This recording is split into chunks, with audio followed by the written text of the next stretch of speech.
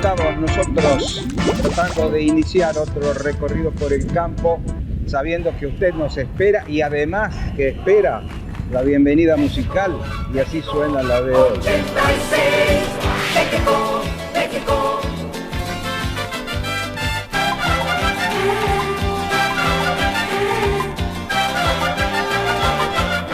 Bienvenida musical en este ciclo en el que estamos recordando los himnos de las Copas Mundiales de la FIFA, porque estamos en modo mundial y esta es nuestra adhesión.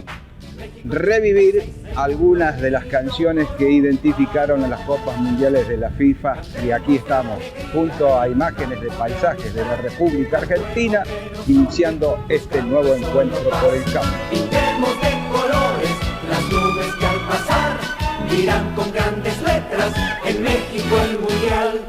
México 86, México 86, donde se vive. Encuentro por el campo, y esta vez sí que pleno campo. Como usted verá a mis espaldas, como ya le voy a presentar a mi invitado de hoy, estamos en la zona rural de Villa Elisa.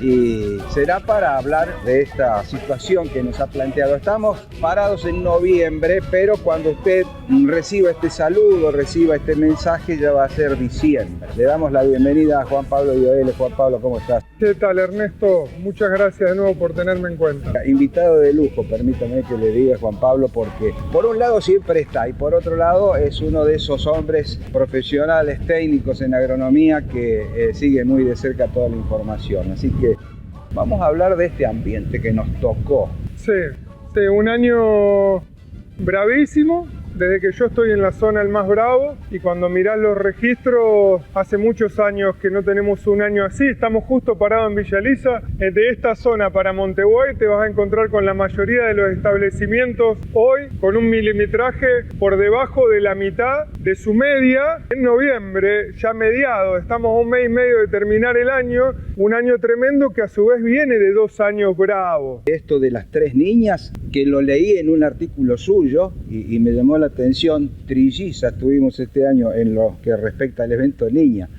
Pero antes de hablar de todo esto, yo quiero tirar 2 líneas sobre su historia profesional. Muy poquito, dos líneas, porque hasta hace poco fue extensionista en INTA, desde el experimental Marco Juárez, atendiendo la agencia de Corral de Bustos, coordinando la plataforma de innovación territorial del este de la provincia y coordinando la red de maíz del INTA Marco Juárez. Y como muchos profesionales, pienso yo, que un día dijo: me gusta más la parte privada, o por lo menos voy a intentarlo, ¿no?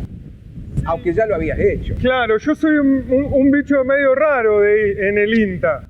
Yo soy un ingeniero agrónomo que trabajó primero en cooperativas lácteas como asesor tambero, después fui asesor CREA acá en la región núcleo, así vengo a parar al departamento Marco Juárez, y no hay muchas personas que hayan dejado el movimiento CREA y que se hayan involucrado institucionalmente en el INTA, y yo ya asesorando particularmente y sembrando algo, con lo cual yo ya tenía una visión de la dinámica productiva de la afuera muy fuerte, con lo que me pude caracterizar adentro del INTA. Y hoy, después de todo este recorrido y tantas cosas que a uno le pasan, y también tiene un costo energético muy alto el ser así, decidí a esta altura de la vida, que uno le empieza a ver un poquitito más para abajo, descansar un poco algunas cosas y dedicarme más a la parte privada. Eso es en 2 líneas, el extenso currículum profesional de Juan Pablo Ioele. Un amigo enamorado del fútbol.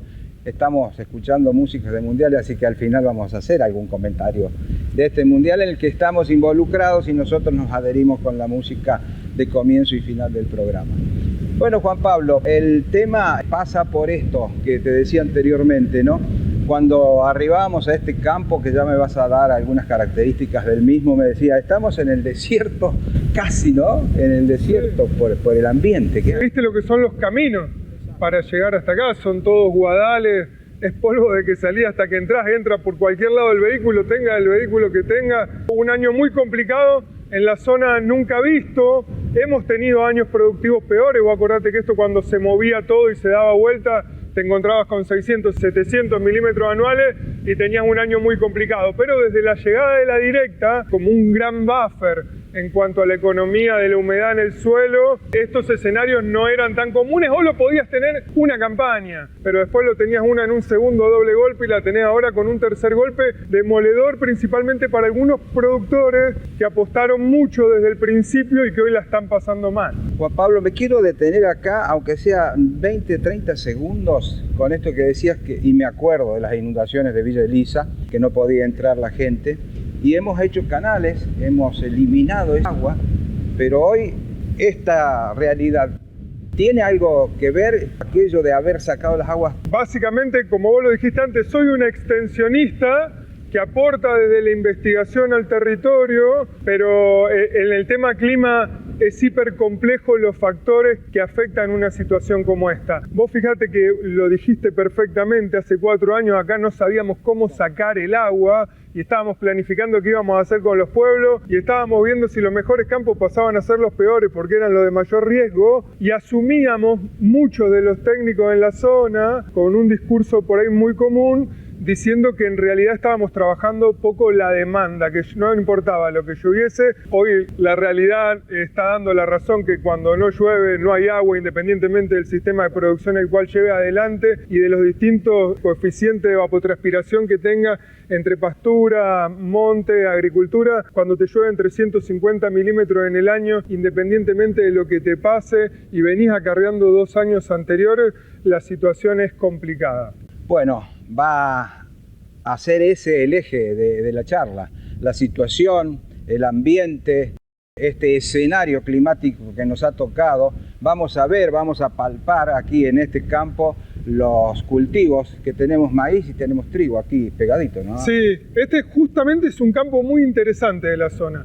Esto es uno de los campos muy cercanos al pueblo, que eran atravesados por una vía de escurrimiento muy grande, que al permanentemente estar con hidromorfismo de ascenso y descenso de agua, convivían también con mucho contenido de sales. Cuando se hizo la canalización, una de las cosas más importantes que ocurrió no fue en tanto a la dinámica del agua, sino en cuanto a los establecimientos de este tipo, porque al haber erradicado el principal problema, que es ese ascenso y descenso permanente de agua, vía unos canales tremendos que se hicieron muy grandes, una obra civil muy importante, pudimos empezar a trabajarlos de otra manera. Este hoy es un campo que está hace 15 años a rotación corta, trigo, soja, maíz, en el cual hemos trabajado fuertemente en ponerle tecnología para lograr carbono, y hoy los resultados están a la vista. En un año tremendo como esto, mirá lo que es esto. Lo vamos a ver más en detalle porque este viaje por el campo recién comienza. Segundo tramo habilitado y ya estamos nuevamente pleno campo con Juan Pablo y Oele. Yo decía 40 kilómetros el viento antes, ¿puede ser? Casi 40 kilómetros. Sí, entre 30 y 40 está seguro.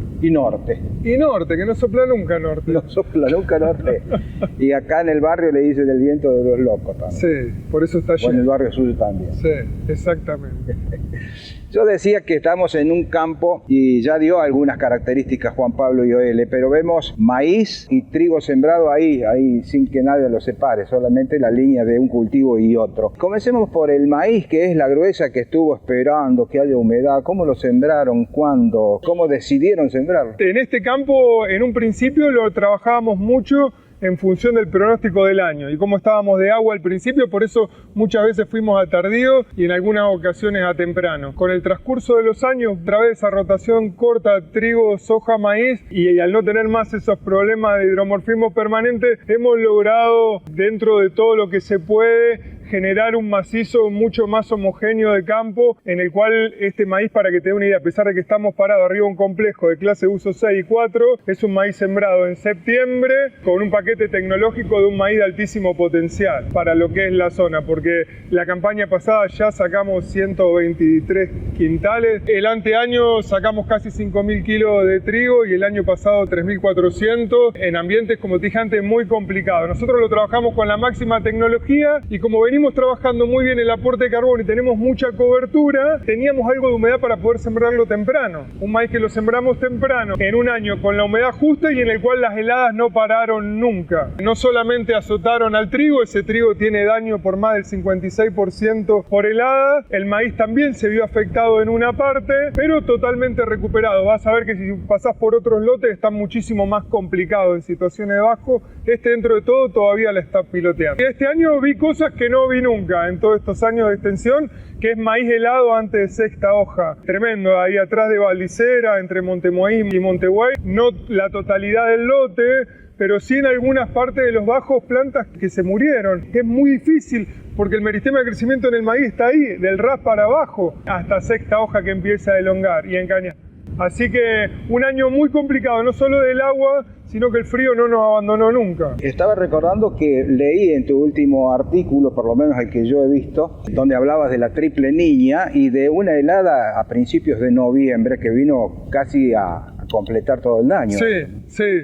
Viste que los miedos siempre dicen que son fantasmas del pasado que uno proyecta. Desde que empezó el año que estábamos diciendo, ¿te acordás en el 2007 cuando heló el 15 de noviembre? ¿Te acordás en el 2007 cuando heló? Y bueno, estábamos 1 y 2 de noviembre y tuvimos 2 eventos de heladas con una bastante fuerte, esa de lunes a la noche, 2 a la madrugada, que fue la que hizo la mayoría del daño en los maíces que viste. Que para la mayoría de los casos el maíz se va a recuperar, pero ya te deja un cultivo en situación de deterioro de su potencial, porque ya vamos a tener mucha desuniformidad, va a haber mucha competencia por altura, por nutriente, va a estar complicado el control de maleza porque va a tardar bastante en cerrar el surco. El final está abierto, falta muchísimo y recién empieza, y un montón de gente todavía no sembró la soja y es lo único que va a hacer. Pero para el que invirtió mucho y en zonas debajo donde había algo de humedad para poder hacerlo, está complicado. ¿Las siembras tardías en lo que hace a la gruesa ya pasó la fecha? No, estamos con una de las mayores decisiones. Siempre hablando que estamos en noviembre, ¿eh? Sí, tal cual. Como hace mucho tiempo vamos a tener mucha transferencia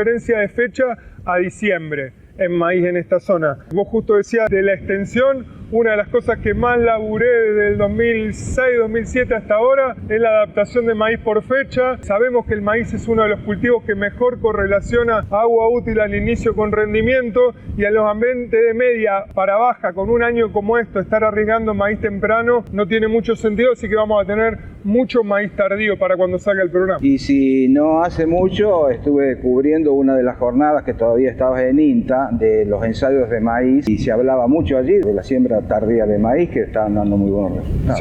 Sí, como vos decías, Ernesto, vos fíjate que estábamos en abril, mayo, porque estamos viendo maíz tardío verde y maíz temprano seco, y ya hablábamos de lo complicado que estábamos ahí, cómo se nos podía llegar a complicar si teníamos un otoño seco y una entrada de primavera seca, que fue todo lo que ocurrió, y hoy estamos viviendo un poco las complicaciones que presupuestábamos. ¿La densidad del maíz es importante que se sepa esto? La densidad del maíz es importante principalmente para años en los cuales va a ser limitante los recursos con los cuales lo vamos a encontrar. Siempre a los chicos cuando le damos clase le decimos esto es una cuestión de cuántas milanesas hay y cuánto hambre hay. Si no tenemos mucha agua y vamos a ambientes ya de tardío con una baja recarga en el perfil, a veces no es necesario ir a buscar la potencialidad con la cantidad de plantas, sino voy a tener recursos para ofrecerle. Igualmente la respuesta de los diferentes híbridos a densidades es distinta, con lo cual yo le digo siempre a los productores que consulten con su proveedor del híbrido y le comenten acerca de cuál es la densidad ideal para años como estos de ese material. Y para cerrar el bloque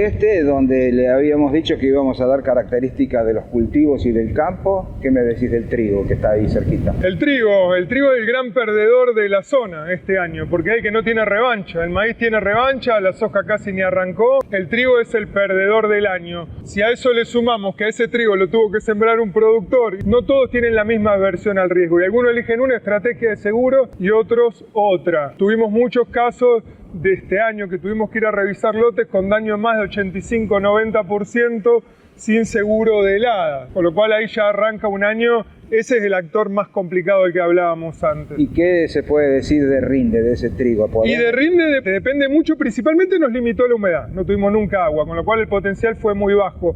La mayoría de los lotes más o menos buenos van a andar alrededor de 3.000, 3.500 kilos, los que se salvaron de todo. Ahora los que encima tuvieron helada, depende de la afección, vamos a tener lotes desde 5 quintales hasta 30 quintales. ¿Y ese trigo, la talla es normal o ha quedado bajo por el tema? No, sí, evidentemente, como vos decís, le faltó desarrollo, ya desde encañado, y a su vez no son trigos muy altos, pero a eso le faltó desarrollo. Ese 750, por ejemplo, puede estar tranquilamente 10-15 centímetros arriba de lo que está, y no tendría por qué estar tan seco. Si vos te das cuenta para esta fecha, no solo las heladas, sino la gran restricción en función de la humedad fue la que hoy nos pintan estos paisajes de esta fecha. Como para cerrar esto y este panorama que se nos ha planteado por el ambiente, por el escenario climático, este año en lo que hace a los números, habrá que ver qué seguro nos arriesgamos a hacer entonces. Para algunos no hay revancha, o sea, el que no hizo el seguro para el hada en trigo este año no tiene revancha. Son años complicados como para no estar asegurado. Reitero una cosa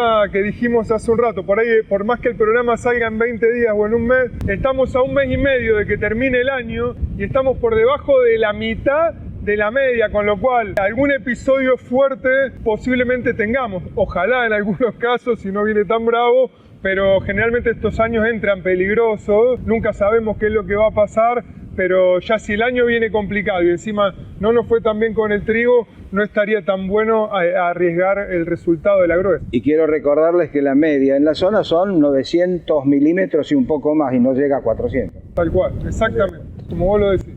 Hemos transitado hablando de este campo, hablando de la situación. Lo decía Juan Pablo en su último artículo, que yo insisto está muy bueno. Escribe también el hombre para un importante diario de la República Argentina y hablaba de la triple niña. Sí, después del doble golpe tuvimos un golpe más. Uno que le tocó estar en extensión en esta zona conoce que el universo de productores es muy diverso y las decisiones se toman de muy diferente manera. Nos vamos a encontrar con productores que todavía no invirtieron nada, excepto en un barbecho largo y en un barbecho corto, y van a sembrar una soja en noviembre, diciembre, que saben que para años complicados es casi lo mismo que haber adelantado fecha, y a 1,5 kilómetros, 2 kilómetros va a tener un productor que apostó mucho, se endeudó con fertilizantes caros, comprando material de trigo, haciendo todo un muy buen laburo para conservar la humedad, fertilizándolo bien, y se le heló por completo, y tenés también un lote de maíz que ya arranca muy complicado. Esta triple niña y las consecuencias, pero para que se lea bien, falta muchísimo todavía,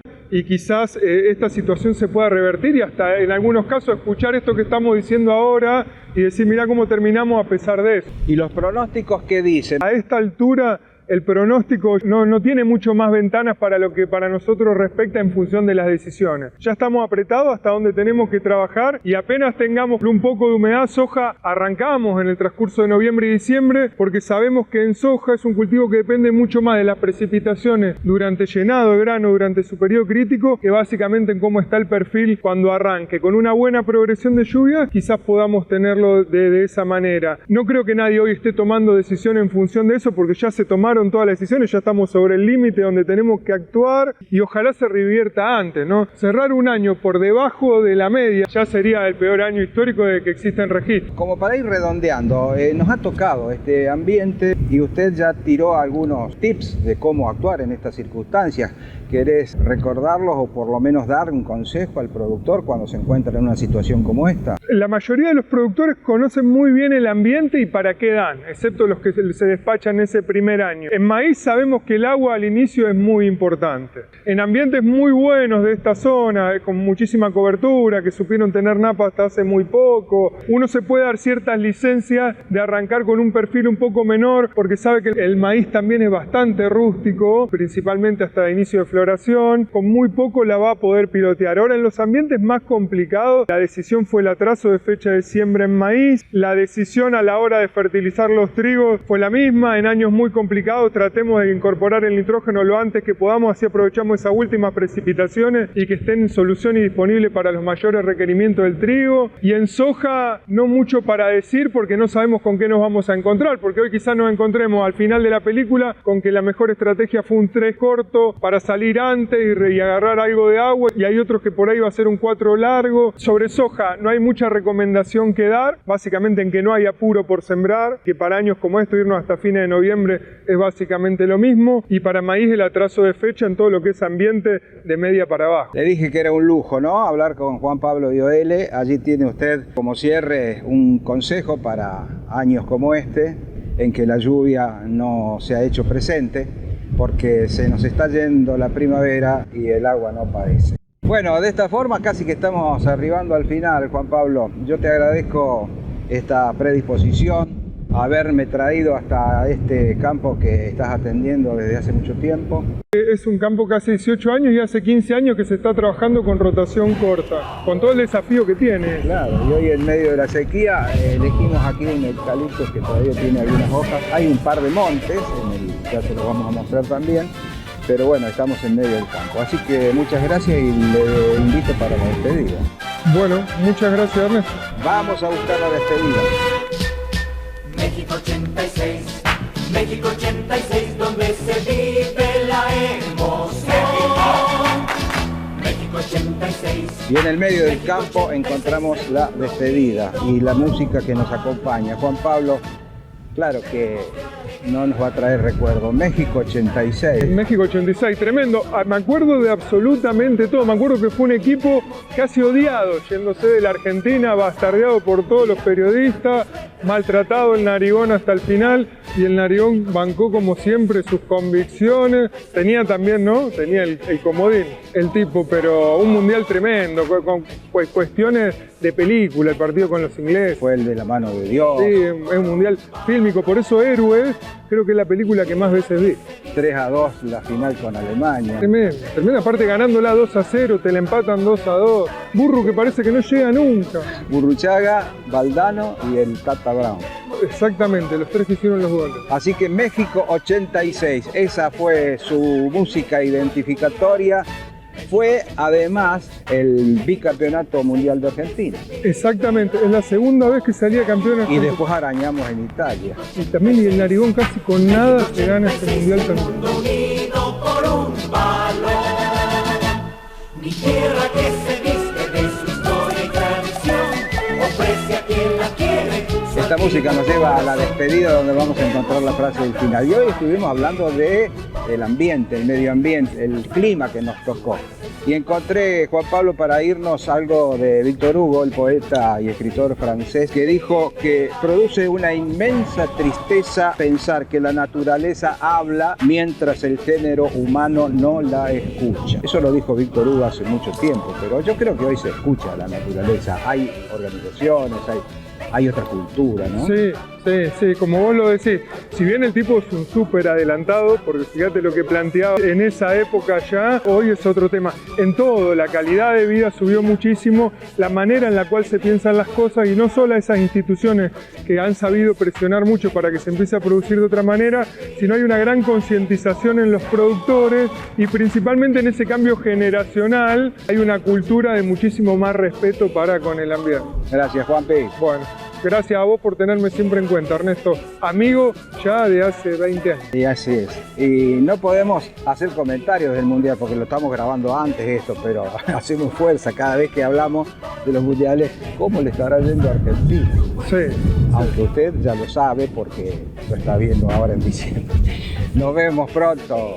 Chao, ha sido un gusto para mí y espero que para ustedes también. Gracias. México 86, México 86, el mundo unido por un balón. México 86, México